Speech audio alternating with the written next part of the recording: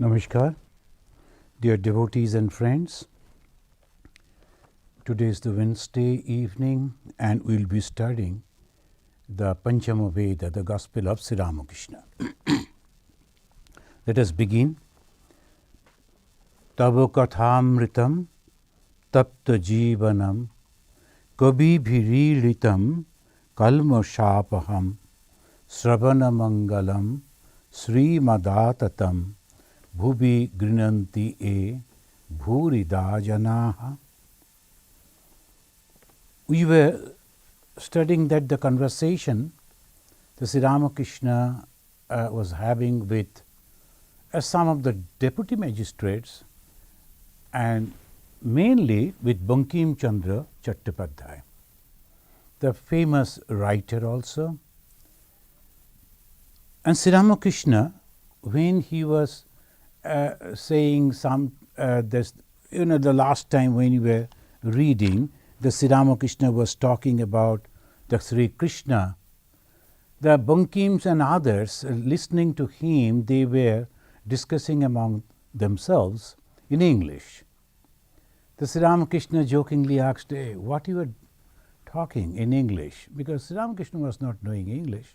A few words only he knew.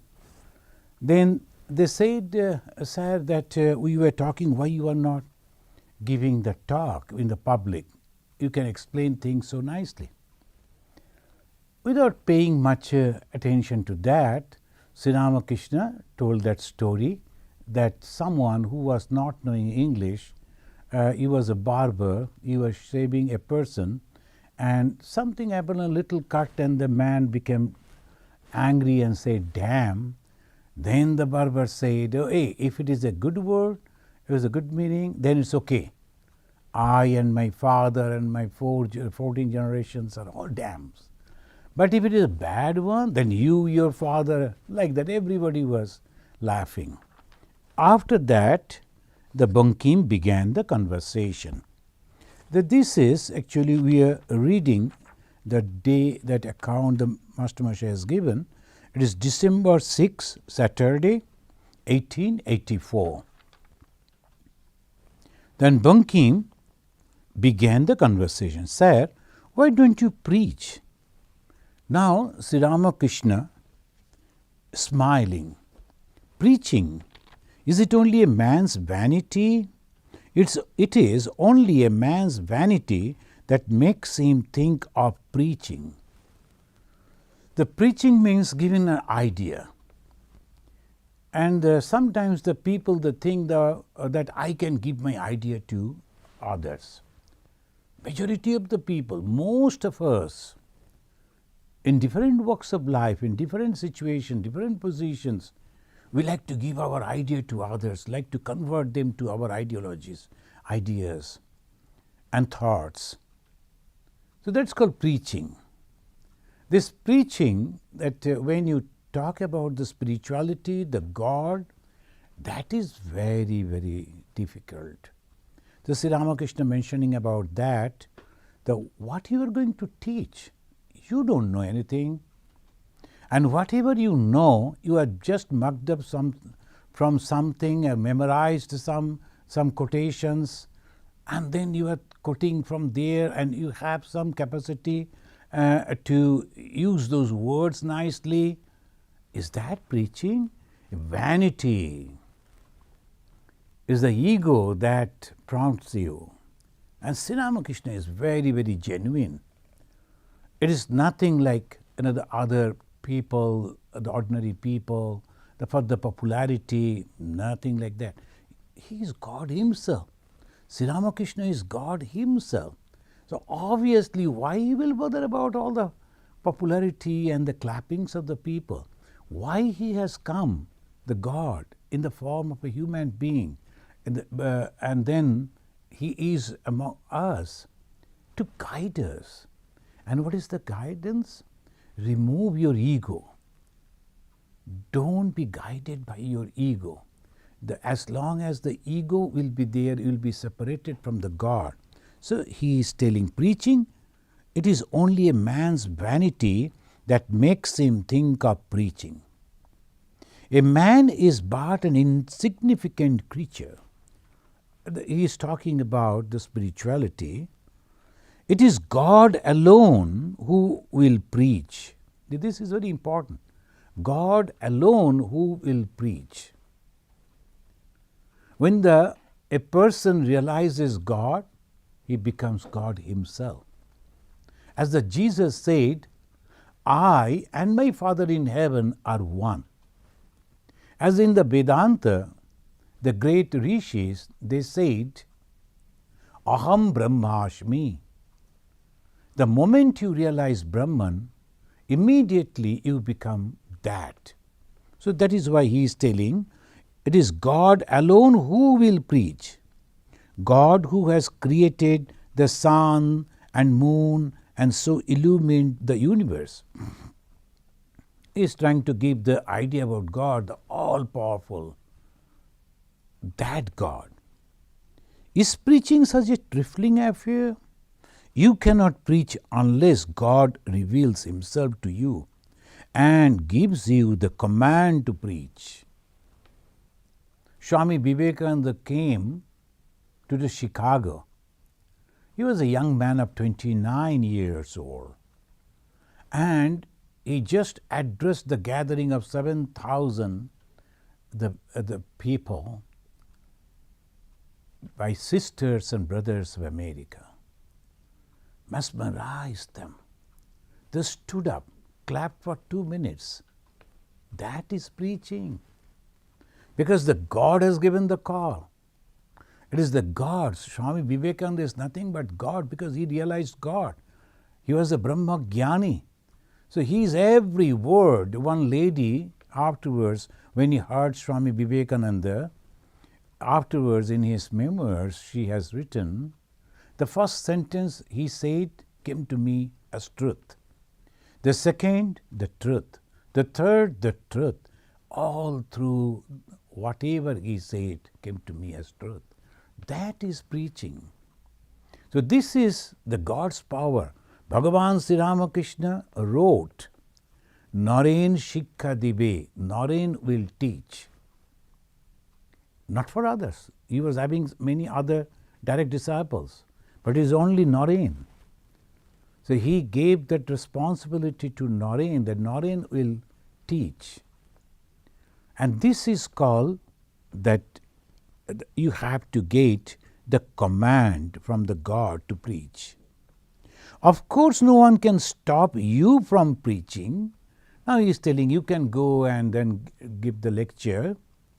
You haven't received the command, but still you can try your horse. That you are going on talking and telling people and thinking that you are doing a great thing. But people will listen to you a couple of days and then forget all about it. It is like any other sensation. As long as you speak, people will say, he speaks well. And the moment you stop, everything will disappear. So now we know what is preaching. Preaching the spiritual truth. It is not teaching a subject as the teachers, the professors, they do in the classrooms. Not, it is not like that. You're transforming the human mind. You're changing the human mind. You're giving a shape, the spiritual shape. Unless and until you are having that command. That's why you will find some of the people, moment they become a little popular because of their capacity to speak. If you know the language, then you can, and if you have the capacity to speak, then you can say so whatever, and people will listen. The moment they get that, immediately they become very narrow. They will close the windows and doors. Don't go and mix with others. Don't listen to anything. Don't read others' books. Why do they do that? Because they're afraid. Because they know whatever they are telling are so weak. If anybody else is coming and talking to them, maybe they will go to them. That's why this narrowness? Because of this. But one who has realized God will never be like that. Why? Because he knows the truth. And what is that truth? Each and every one is nothing but the manifestation of the same God. That is the truth. I and my Father in heaven are one. At the same time, the kingdom of heaven is within you. You are all pure. Understand that, realize that, and become like one with the Father who is in the heaven. That is the idea. Religion is realization, being and becoming. Swami Vivekananda said. So Sri Ramakrishna, when the very famous person, Bankim Chandra, when he was telling like that, Sri Ramakrishna, this is Sri Ramakrishna, very focused on spirituality. And he is telling that. Then he said, the milk in the pot hisses and swells as long as there is heat under it. Take away the heat and the milk will quiet down as before. So what is the strength? Strength is God. If the preacher, those who are giving the special idea about the religion, they are preachers. Swami Vivekananda is the preacher, but not we. We are only bringing that information to other people, sharing those information with other people. We are not giving any new ideas. Vivekananda gave, Sri Ramakrishna gave, Shankaracharya gave. They are preachers. Chaitanya Mahaprabhu gave. So Jesus, he gave. Nanak, he gave. They are the preachers. We are only just like bringing the information to you and said, friends, we have read, we have heard, we have followed in our life, practiced in our life, and we found, yeah, it is a good one. If you are interested, you can also follow as I am following. That's all. So that is the main thing.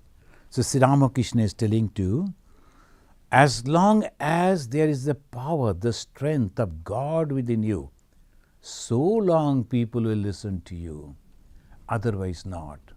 Friends, I am not going to quote or mention anything, but majority of you, you know, so many people came and they became so famous for the time being. Then afterwards, they were lost. And once they go away, everything, people will forget whatever they said and whatever they done. But sometimes when they came, they created a very big wave. Then afterwards, everything goes away. So because that the power, it goes away from them. That is the proof. Sometimes people, when they argue, and where is God? And how to prove God? I always feel like telling them, look at a young man as a graduate of Calcutta University, that he came over here and stood and just addressed sisters and brothers of America. What is there?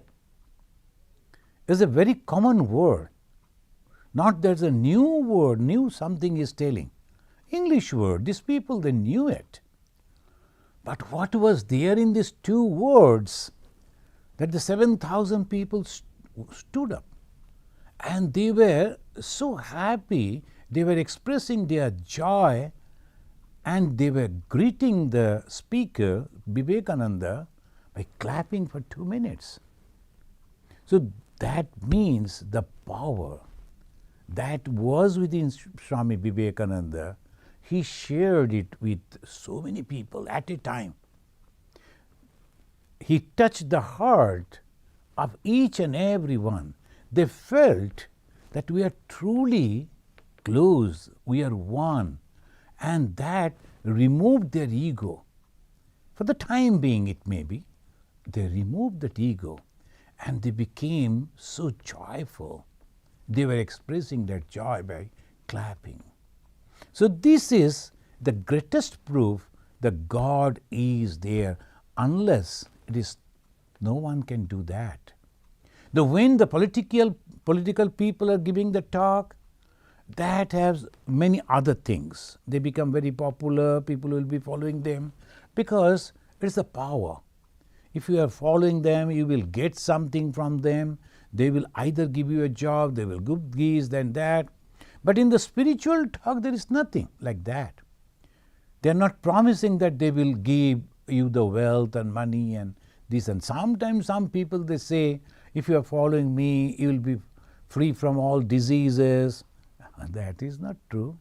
So that is the way we have to understand. The Vivekananda didn't say anything else but this.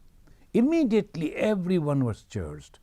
Whole India, with the millions and millions of people, they accepted Vivekananda's words because it came directly from God.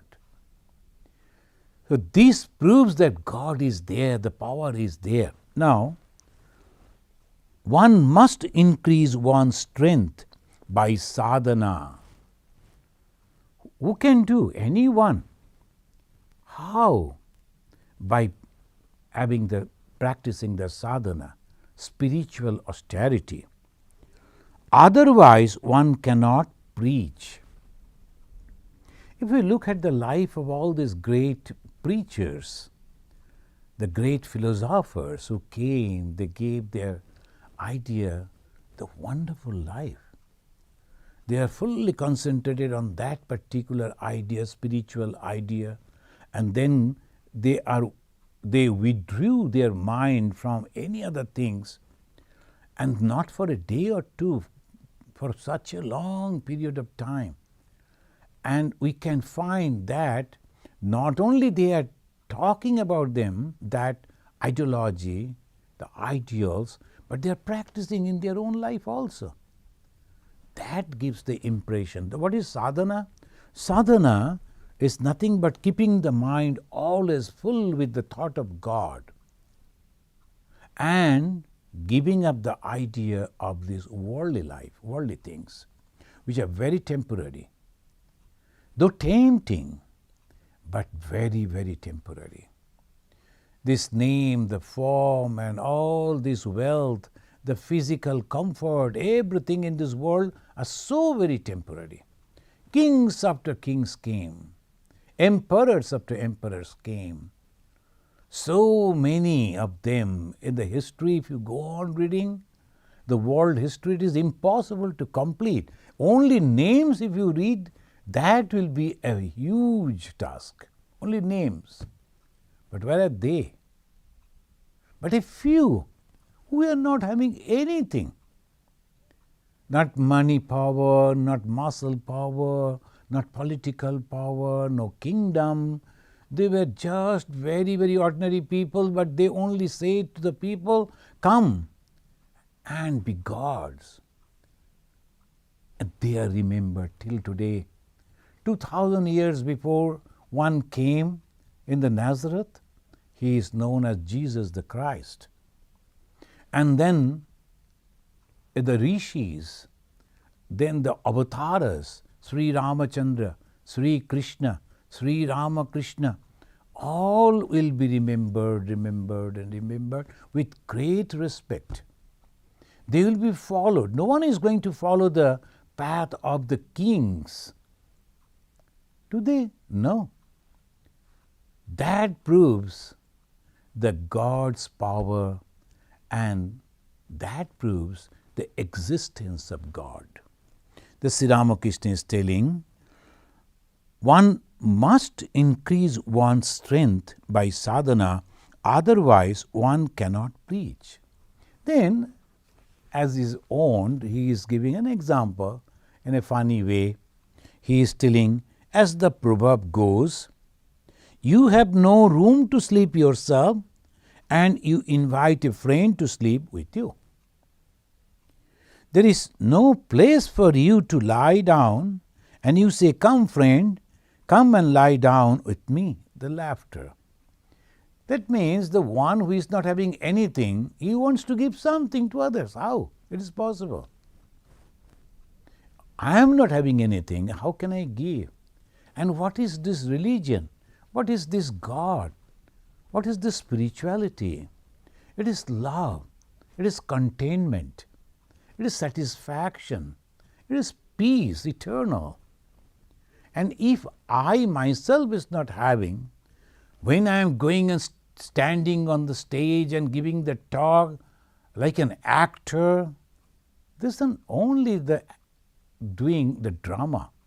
But when I come back to my room, then I am my old self. I know that I am not having anything. Can he be a preacher? No. Can he be a spiritual guide? No. Maybe externally he is showing many things. And he is talking, he is beautiful, he is good looking and well dressed and very beautifully he can talk. But all external. What about his own life? That's why Bhagavan Sri Ramakrishna said, you must check a sadhu, a holy person, day and night. Why? Because externally at the daytime, he may be behaving very nicely, but what is his personal life? What he is doing? He is not hiding anything. He is not hankering for the name and fame or personal property or anything. Then it is okay. He is having love for each and every one. He is always ready to help others, feeling compassion, praying for each and every one, even those who are criticizing him. Then he is a holy person. And how it is possible? That person must be constantly thinking of God. So he could withdraw the mind from the world, and world is nothing but vanity, name, fame, property, wealth, show off. So that is, so Bhagavan Sri Ramakrishna says. Listen, he says, if God reveals himself to you and gives you the command, then you can preach and teach people. Otherwise, who will listen to you? This is very important line for those who are thinking to become a preacher. And there are schools who are teaching the preachers. They will go and little bit of philosophy and the mythology they will learn, and they go and give the talk, they become preachers. Nothing wrong, they say that they are preachers, but as Sri Ramakrishna is telling, if you truly want to be a preacher, a guide in spiritual life, you have to develop the spirituality within yourself. And spirituality doesn't mean only the dogmas. Oh, I believe in this thing, and so this should be followed. Those who are not following, go and fight with them. That is not that. I only know this much, and I have gone through this path, and I found that satisfaction, contemplation, the love, that I have found, and I am satisfied. So please, if you want, then I can tell you about this path, that much. So otherwise, it creates problem. So Sri Ramakrishna is telling, all the visitors were listening seriously. Sri Ramakrishna to Bankim Chandra, I understand you are a great Pandit, a scholar. I understand that you are a great scholar and have written many books. Please tell me what you think about man's duties. So this is the question that he is asking, he will be asking again. And he is an educated person. Even then, we will find how shallow the answer he is giving. What will accompany him after death? You believe in the hereafter, don't you? Bankim, hereafter? What is that? Sri Ramakrishna, when a man dies after attaining knowledge, he doesn't have to go to another plane of existence. He isn't born again.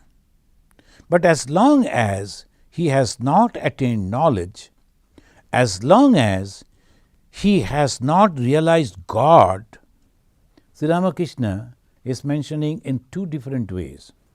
As long as he has not attained knowledge from the path of the jnana margi, path of knowledge. They don't say God, they say knowledge, the knowledge of oneness. As long as he has not realized God, again, the path of duality. The God is there, I realize God. And when I realize God, I find the God everything. As in the Bhagavad Gita, Arjuna saw the Krishna is everything. The creation, sustenance, and the dissolution, everything is done in the person of Sri Krishna. The Vishwarupa Darshana in the 11th chapter, then Arjuna realized God. The conception of God, the God is like this, that is different. God is everything, everywhere. And except God, there cannot be nothing. That is God realization. Now, if I think that God is this, and there is another person who is a demon, or he is also same way powerful, but through the black or the dark or the very bad way he is using his power, he is the devil. No. There cannot be two power. There is only one power. There is only God. And the God is revealing everything everywhere.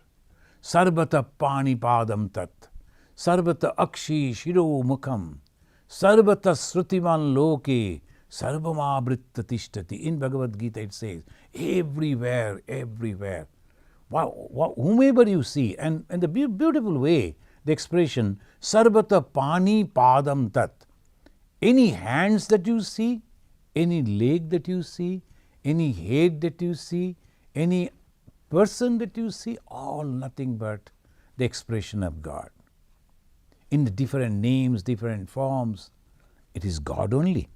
So he is telling that unless and until you realize the oneness as the path of knowledge, oneness, that is Brahman, they call it Brahman, the all-pervading consciousness, and the path of duality, if you come, is a God, and the same oneness, God is everything, and except God there is nothing.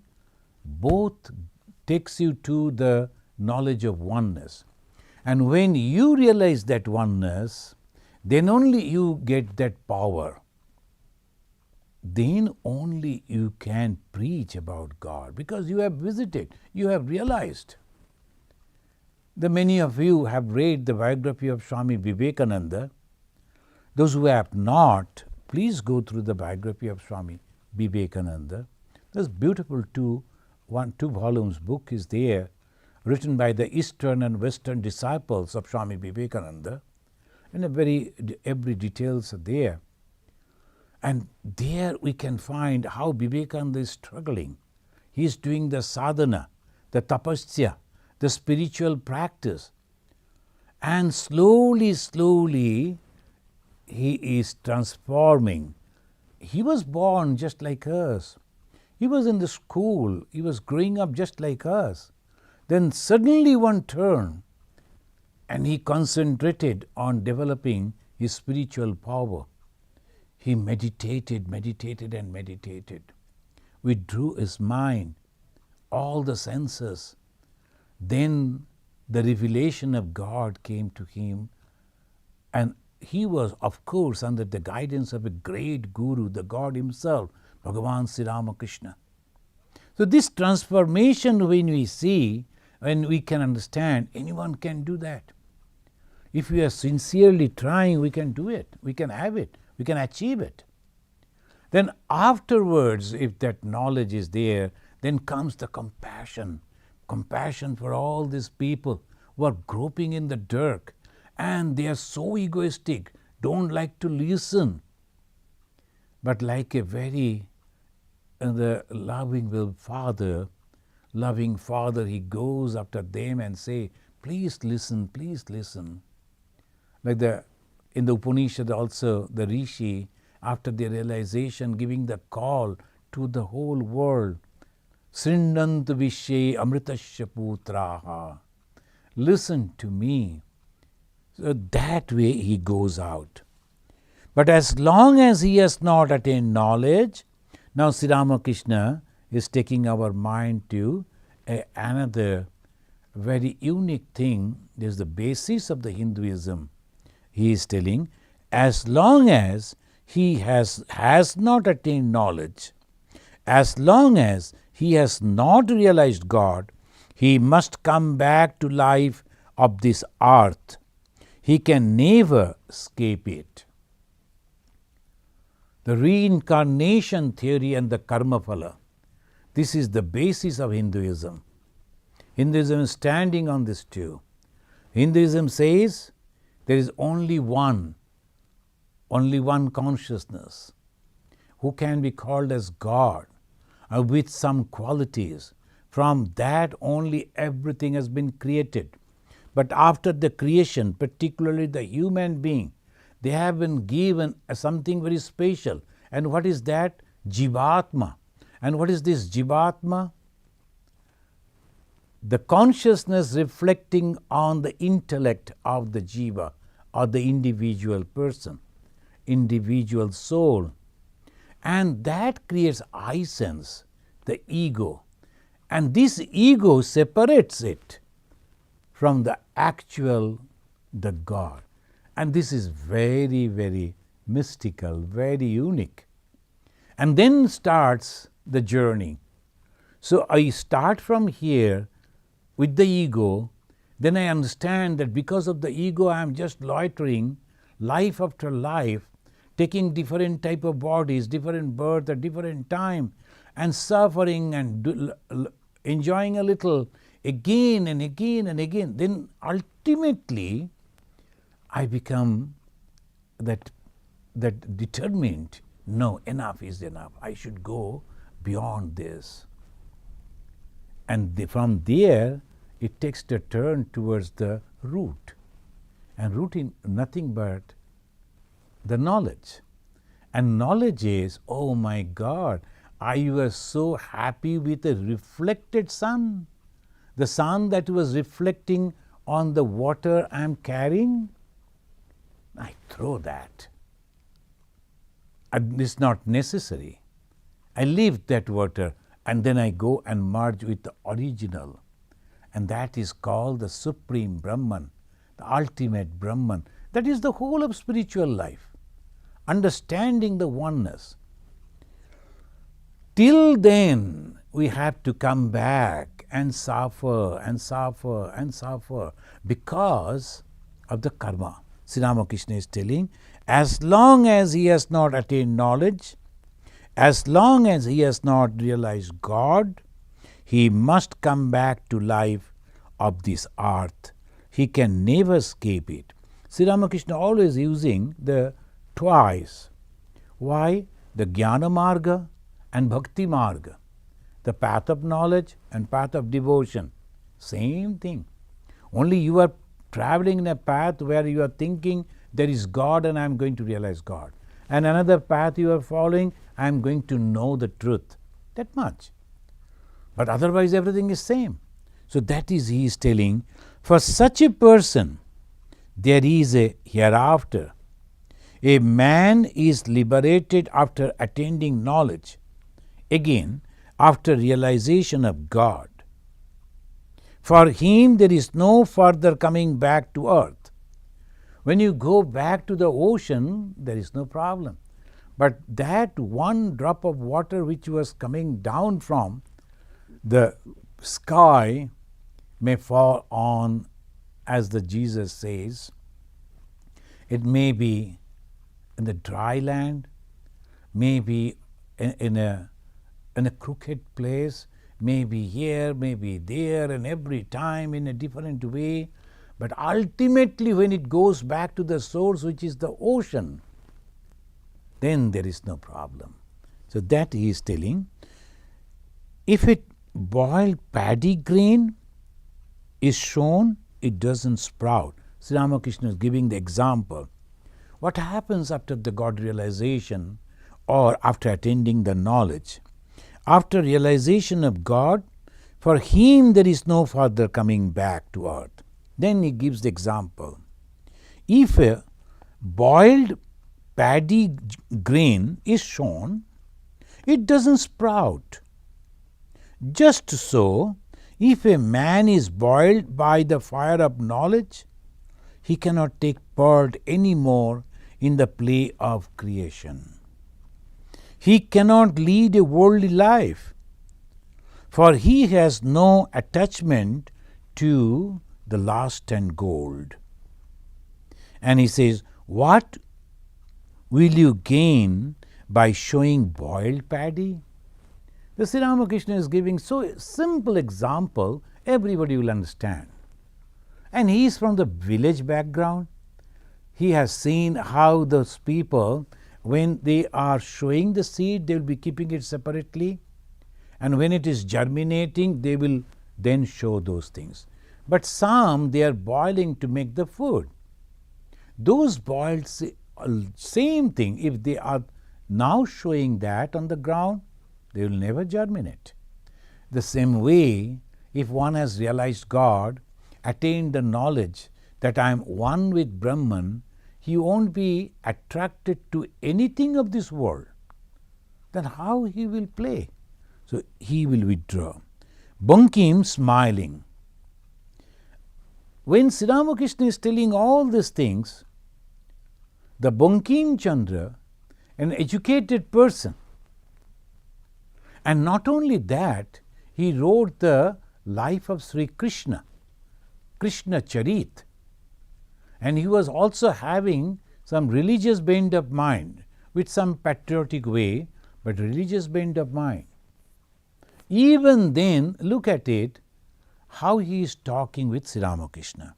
Sir, neither does a weed serve the purpose of a tree. Sri Ramakrishna is trying to focus on the part of knowledge. And what is that knowledge? Realization of God, realization or the understanding the truth. And what happens? That you go back to the root, and once you go back to the root, to the source, that is God, that is Brahman, there is no comeback, no life hereafter, because all your desires are burned. Only because of desire we come back. Bankim could not understand.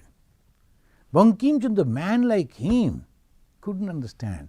So many people may be highly educated, well placed in the society, but understanding the spiritual truth, it needs different type of capacity.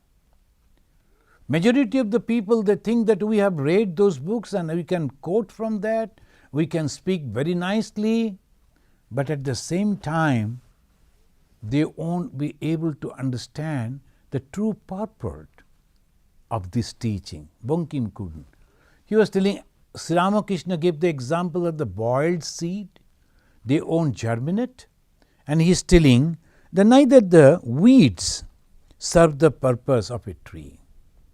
The weeds also won't do that, master, but you cannot call a Gyani a weed. Sri Ramakrishna, who never attended any school, arguing with a personality like Bankim Chandra Chattopadhyay. If you are interested to know about him, please now go to Google, you will know about him. The Bankim Chandra is a very well known person, and Sri Ramakrishna is giving him this argument. Oh no, you cannot call a Gyani, a man of knowledge, spiritual knowledge, a realized one, a weed. You cannot say like that. He who has realized God has obtained the fruit of immortality, not a common fruit. And he says, he is free from rebirth. He is not born anywhere on earth in the solar world or in the inner world. Analogy is one-sided. You are Pandit, Pandit again, the scholar. Haven't you read logic? This is Sri Ramakrishna. When he is talking with the Bankim Chandra Chattopadhyay, how he is putting his words, the analogy, when you are giving an analogy to explain your idea, you cannot take anything and everything. No, that won't go.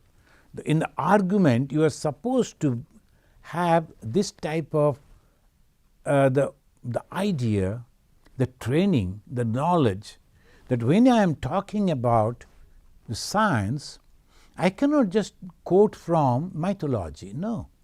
And when I am speaking about the spirituality, I cannot simply quote a poet and say, or the many other things, the science and all that, no. A little bit you may, but at the same time, the analogy should be to the point. So he is telling, analogy is one-sided. You are a Pandit, haven't you read logic? Suppose you say that a man is as terrible as a tiger. That doesn't mean that he has a fearful tail or a tiger's spot face. All laughed. I said the same thing to Keshav. He asked me, Sir, is there an afterlife? This is the question everyone, every time they ask. We are curious to know afterlife, what is going to happen. We don't know about our past, and we don't know anything about our future also. What is going to happen to me? So they are curious. And after this life, where we are going to go? So that he is also asking. Keshav Chandra Sen, many of you know, and he also asks that. I didn't commit myself either way. I said that the potters put their pots in the sun to bake. Now this is Sri Ramakrishna. Once again, he will take you to a beautiful picture. Of course, you have to understand, because he is constantly giving the examples from the village background. If you don't have that idea, it will be a little difficult, but you can imagine. If you have never visited the potters who are making the earthen pots, how they make it, it will be difficult, of course, to understand. And he is telling, see that the potters, I said the potters put their pots in the sun to bake. Among them, you see both baked and soft pots. Baked one, baked means after that it got baked in the sun, then it was put in the fire, and it is now hard, and that was also kept outside. And the soft one, slowly with the sunlight, it will become strong. Then only they will put it in the fire to make it strong. Sometimes cattle trample over them. I was in village, I saw all this. So it is just like the picture comes before me. Sometimes the stray cattle, and they will run over there, and the potters, they will be, but the cow or some, they will just, and they will break some of them. But which one is breaking? When the baked pots are broken, the potters throw them away. This is important. When the baked one is broken, you cannot use it again. When you have realized God, that soul is not used again. That is the idea. When he is giving the example is this. When the baked pot is broken, means it's comparing with the one who has realized the Brahman or realized the God. Now they are like the baked one pot, and they won't be of any use in next life. But those who are not, the soft ones are broken, they keep them. They mix them with water and put the clay on the wheel and make new pots. They don't throw away the unbaked pots. So I said to Keshav, the potter won't let you go as long as you are unbaked. He will put you on the wheel of the world as long as you have not attained knowledge, as long as you have not realized God. He won't let you go. You will have to return to the earth again and again. There is no escape. You will be liberated only when you realize God. Then alone with the potter let you go. It is because then you won't serve any purpose in this world of Maya. The Jnani has gone beyond Maya.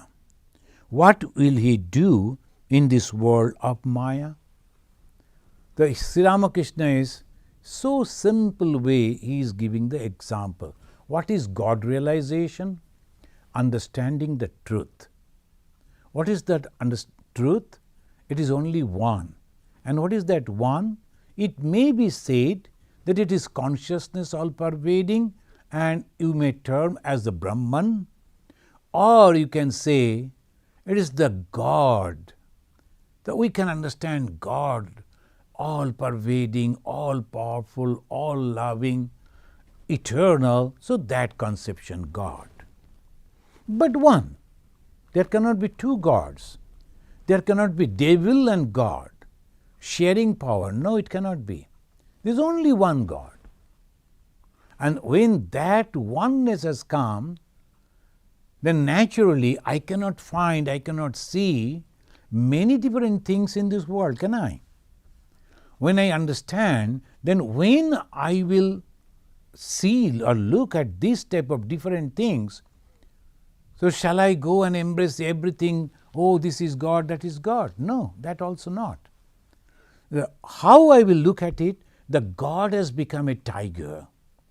And in that ferocious form, I am not supposed to go to tiger. The God has become this, God has become that, and accordingly I should behave. Because I know that is the knowledge.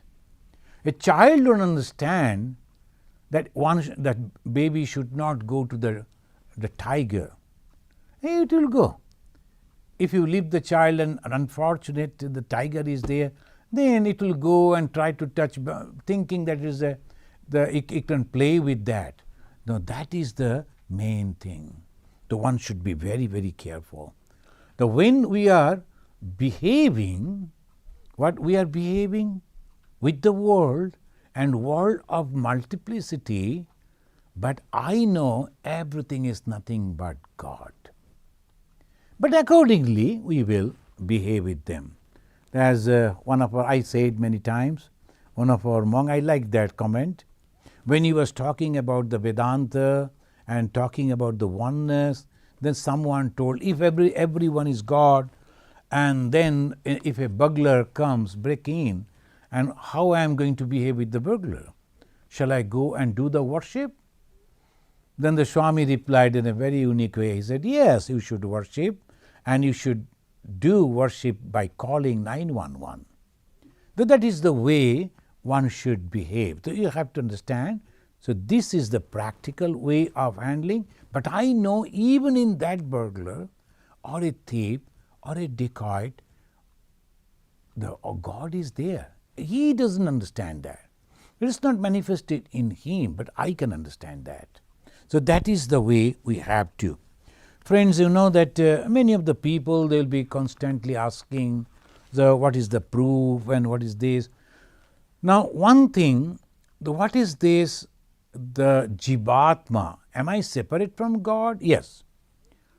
Right now, as because I don't have that pure knowledge or the realization, the complete faith that there is that difference. So what I will do? This is according to the Panchadashi. It says, Chaitanyam Jad Adhishthanam linga dehascha yah punaha chichaya linga dehastha tat sango jiva uchyate. What is the jiva? What is that jivatma?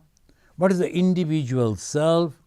Then in the Panchadashi describing, in many places it has been said, it says Chaitanyam yad adhishtanam.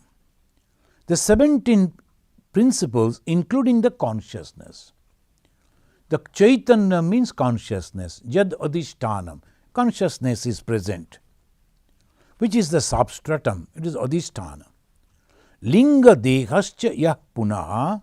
It is also known as subtle body, linga deha, the subtle body.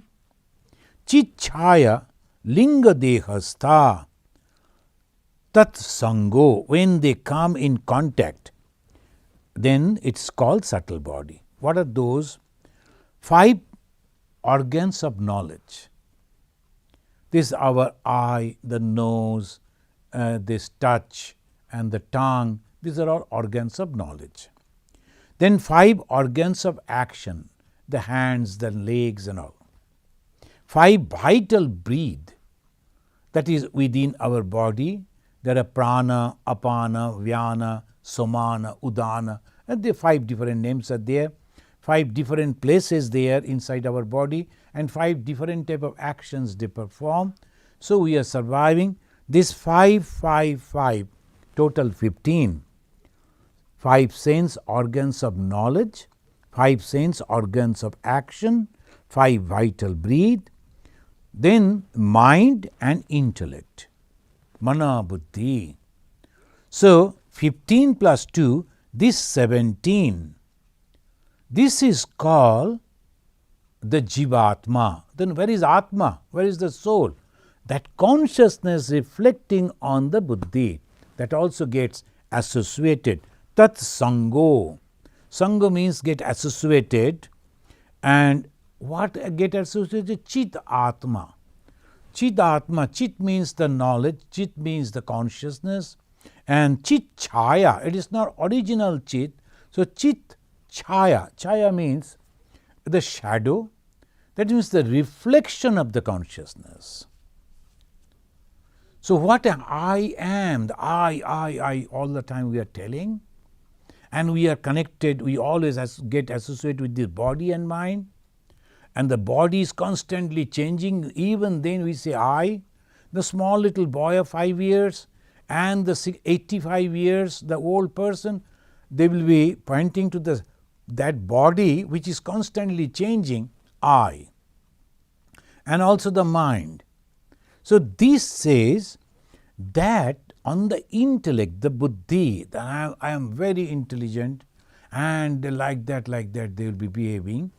But on that, what is there? Reflection of the consciousness. It is not original consciousness. Only reflection of the consciousness. Again and again the Vedantin goes on telling that, so that it goes into our head. Do we understand? Our ego is nothing but the reflection of the consciousness. And we should not be fooled to accept that as my own. So that chit chaya, chit means consciousness, chaya means the reflection. When it gets mixed up with all these organs, these 17 organs, it's called jivatma. Now this jivatma, this intellect and the mind associated with the consciousness, reflected consciousness, and also the subtle, it's not the gross, the subtle sense of the organs, 10 organs and 5 vital forces, that mixed up, and that is traveling. This self transmigrate from body to body according to one's karma. This is the belief of the Hindus, and Hindus they feel that that is the way it always goes. And in the Bhagavad Gita, I won't discuss in elaboration because many of you know, we find it in the Bhagavad Gita that it says, Basamsi jirnani yatha vihaya navani grinnati naroparani tatha sharirani bihaya jirnani anyani sanyati navani dehi basamsi jirnani yatha bihaya. Beautifully, they're describing like the people discard the old clothes and wear the new clothes, the self relinquishes the old body and assume the new body. Just like that. So when someone is dying and he goes and takes another body because his desire is there and that desire to be fulfilled, that's called karma phala, the result of the action, and for that only it goes on and on and on. So in a very poetical way in the Bhagavad Gita, Lord Krishna, he said, Basamsi jirnani yatha bihaya. Basamsi means the clothings.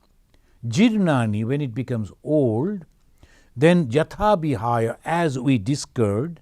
And what we do? Nabani grinnati. Nabani means new. Then we put on the new clothes. Same way, sharirani bihaya jirnani. When the body become the old and dilapidated, diseased, then this Atman, what Atman? This Jivatma. What is this Jivatma? The reflection of the consciousness on the consciousness is reflecting on the buddhi, on the intellect. And the 17 parts just we discussed, what he does, he goes to another new body and from there it begins. And in the Kaushitiki Upanishad says, sometimes the people are curious, they like to know where we go actually. In the Kaushitiki Upanishad, it says, on their way to the other world after death, people reach the moon. I don't know. I won't be able to tell you. But the Upanishad, Kaushitiki Upanishad is telling that this is on their way to the other world, after death, people reach the moon first. If the souls are eligible to take birth soon, that means that when the desire is too much, they cannot live without that body, they cannot live without enjoying the worldly things. So without that, they suffer a lot. Those who commit suicide, they suffer a lot. Why? Because their satisfaction, their dissatisfaction, for that they have committed suicide. They thought that they will be free if they can kill their body, but no. What happened? That dissatisfaction goes along with the mind. And immediately after that, they feel that they should go and take the body, and once again they will start their life, maybe for this, maybe for that. So that type of condition, when it is there, they come back. Right from the moon, they come back to the earth through rains and reach the bodies which are suitable for their karma. By that way, again, their journey. And they maybe take birth as an insect or birds or fish or animals or human. So everyone has to come back. So Swami Vivekananda said, this is the karma bhumi. This world is nothing but the karma bhumi. And in this karma bhumi, everyone has to come back. So what we learn from today's talk is this, that we should be careful about our karma. Because maybe we are educated, maybe we are careful, maybe we are intelligent, maybe we are rich, maybe we are somebody in the society, but it doesn't matter. Because of the past good karma, we got that. Now if we are misutilizing all those and torturing others, squeezing others and cheating others to become rich, to enjoy, and telling lies, it will be terrible. That's why again and again Sri Ramakrishna is telling, those who are telling the lies for their own benefit, you should not support them. So you must understand what you should do. You must be very, very careful about that. So this is the way only we can go. Thank you, friends. Today and in the next month again, we will discuss about it, and we will go along with Bhagavan Sri Ramakrishna and the conversation that he is having with the Bankim Chandra. We will go with that. Is there any question? Yeah, there are two questions. One is the first question from Devashish. He's asking, God has created us and He is present within us. Then why not God is stopping a person when that person tries to hurt any innocent soul intentionally? Is it due to aftermath result of karma? Of course, Devashish, you have understood it properly. See, when we develop I sense, the ego, as I was telling, and you have heard again and again, we get separated from God. And then we are of our own.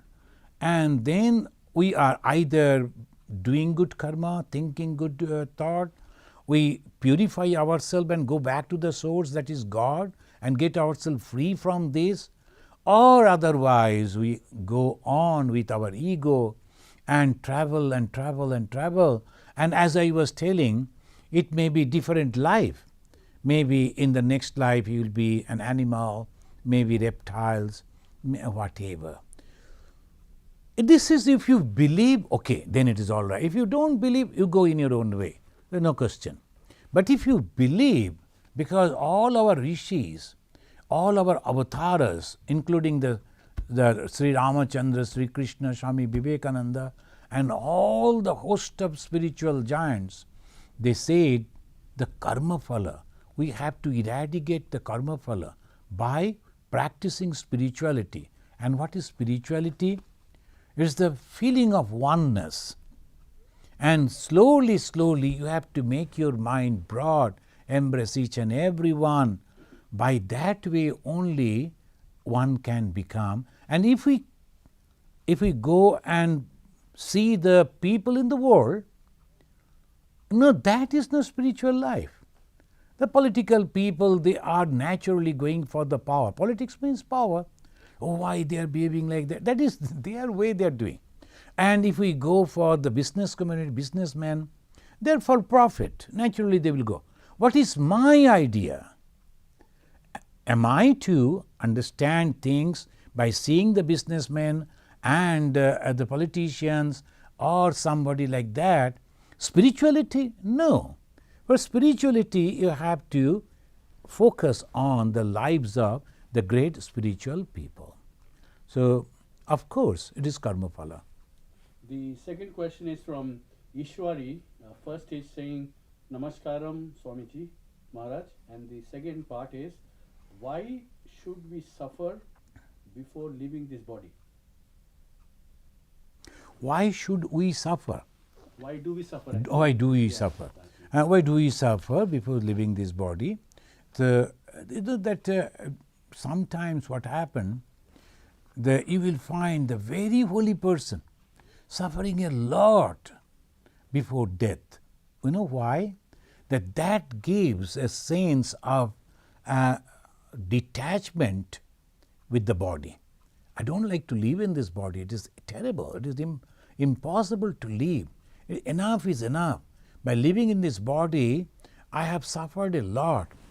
So that gives a detachment, that helps a person to withdraw the mind from the body, and he goes on praying.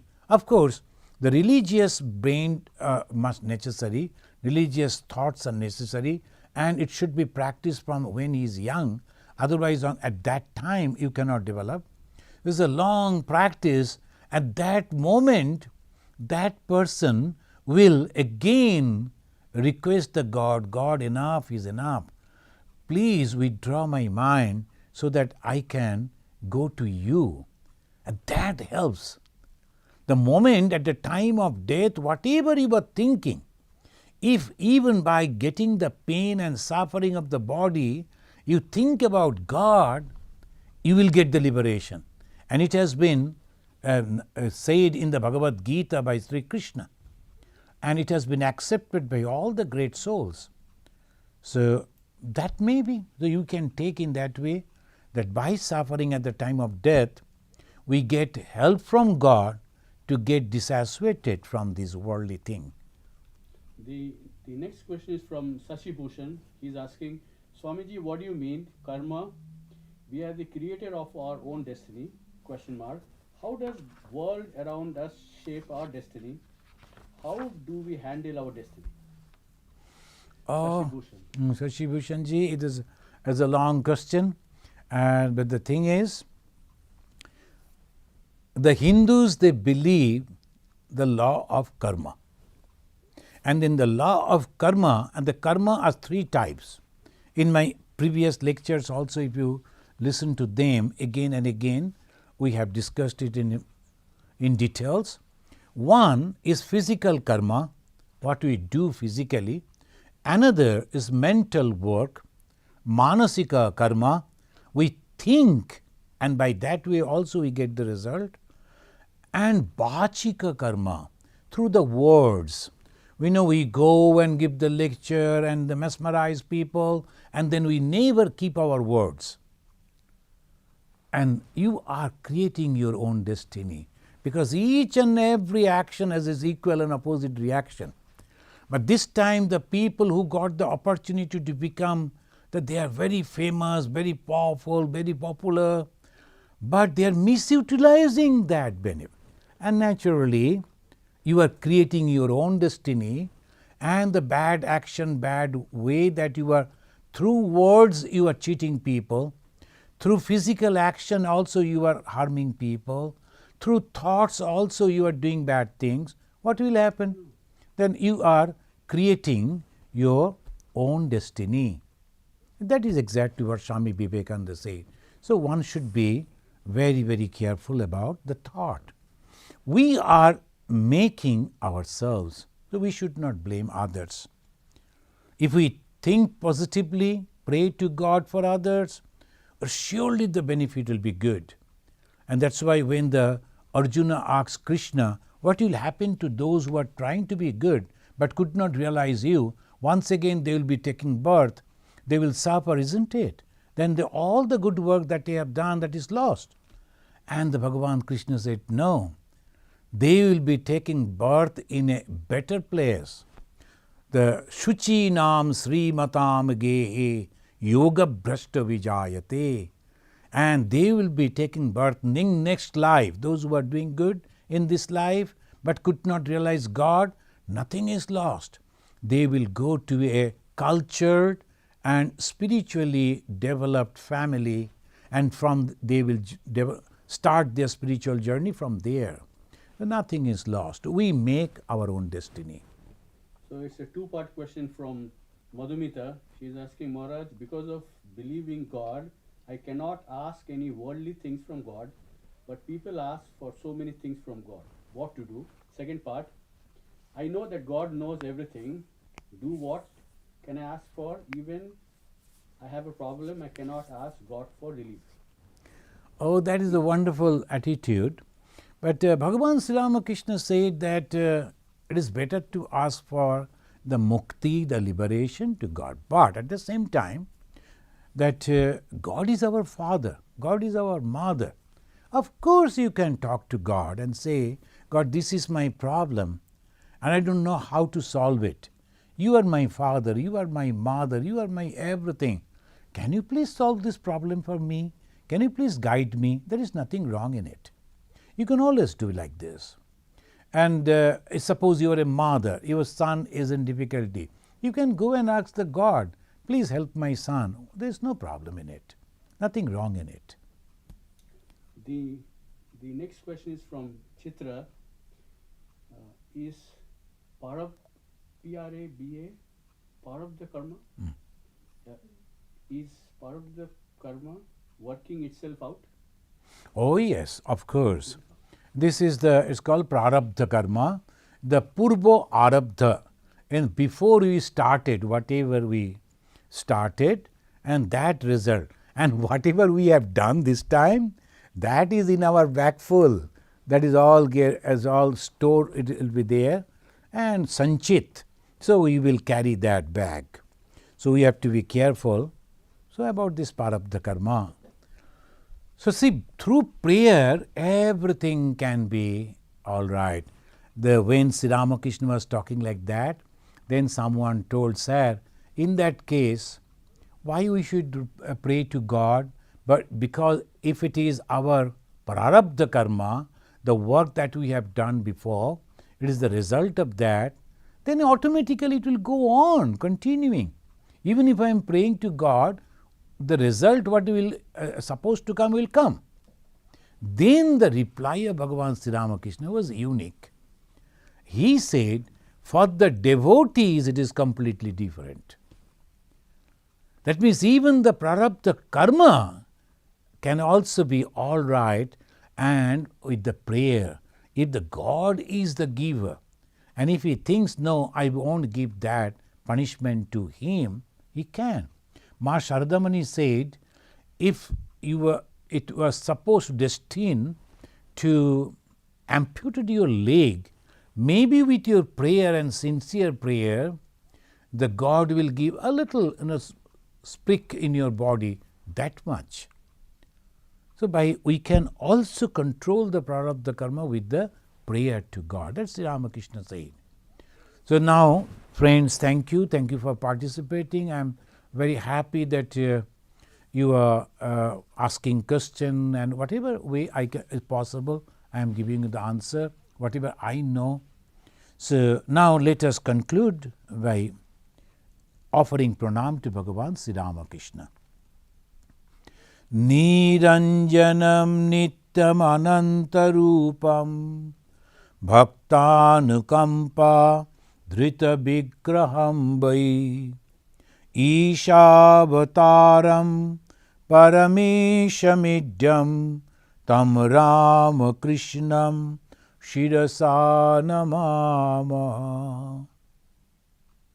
Om Shanti Shanti Shanti Harihi Om Tat Sat.